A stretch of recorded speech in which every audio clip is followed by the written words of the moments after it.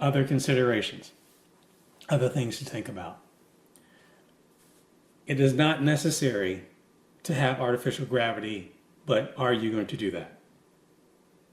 Again, are you using some sort of clothing solution, other solution?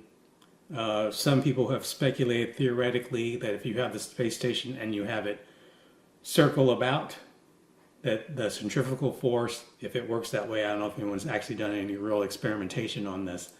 Certainly not with humans, right? They're not doing that on the International Space Station right now, right? Where if it turns around, that would provide a kind of artificial gravity. Do you need that? I mean, currently in everything that we do, they don't worry about artificial gravity. Orion right now, they're in 0G, out for several days. International Space Station, you're in 0G. You just deal with it. That's what it is. That's how it is.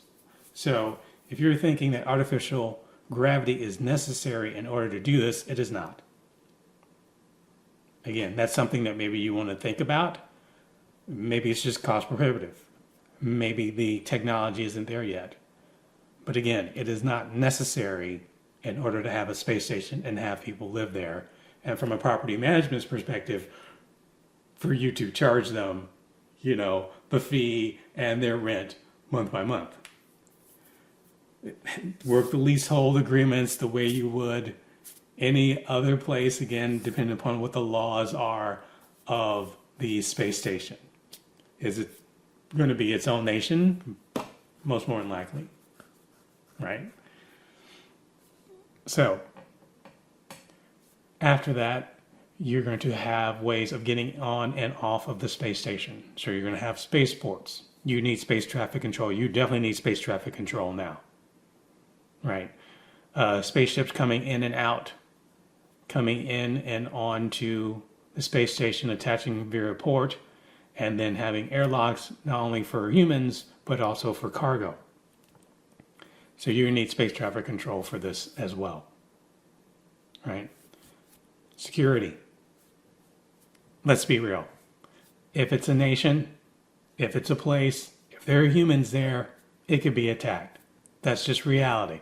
It's reality here on Earth. It's going to be reality out there. Make sure you have defenses, internal and external. You don't want to just be sitting out there in space and have some spaceship come and shoot you. Right?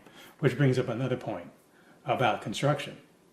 Let's say that something like that does happen.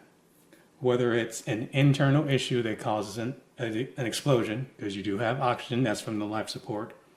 Something external from an asteroid, because you're in space for real now. We're for real now, right?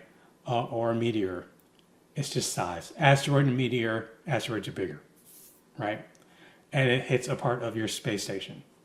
Or let's say you have a space traffic control situation, a spaceship has some sort of issue and it then crashes into your space station.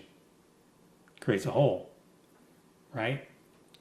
So now you're talking about loss of hull integrity.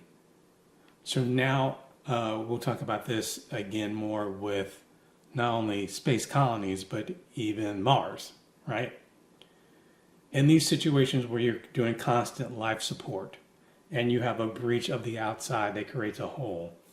Now, because what is inside as part of life support is pressurized, because we are providing pressure because you don't have the same kind of pressure in space, when you create that hole, you now have that loss of pressure.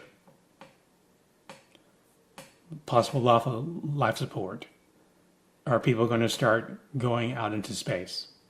That kind of stuff. Are they going to get sucked out? Whatever the situation. Several possibilities from a construction standpoint. Look at things that we are doing here currently on Earth. I will use a submarine, right? A submarine has some of these same conditions. It is under the water. If water starts to come in, right? Us as humans, we cannot breathe water all the time. We can for a little while, not breathe it, but we can survive within water for a little while. We can hold our breath, unless you have a scuba device or something else to help you, right? So what you do on a submarine, there are basically sections of the submarine or modules in the submarine And if the hull is breached, water may fill that section, but there are ways to close off the doors so it only affects that one section. So only that one section fills with water. You might want to do something similar in a space station where you have these compartments, these modules, whatever you want to call it, and they are able to be self-contained, able to be sealed off, so that if you do have a hull breach on the outside of the space station, it only affects that one section. And then you can come back and try and repair it. All right. All kind of rescue operations, paramedics, EMTs, all those people will still be needed. Still there.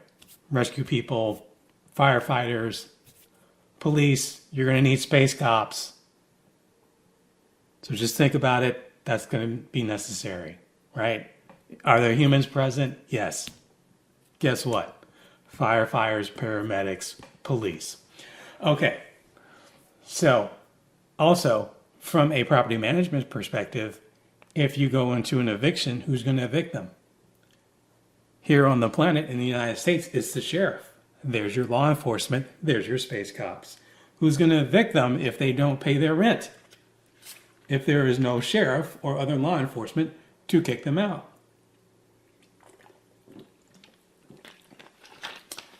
Okay. So, we've talked about that. We've talked about the infrastructure, domes. Here is the last thing to talk about. This is a plus. This is an add-in.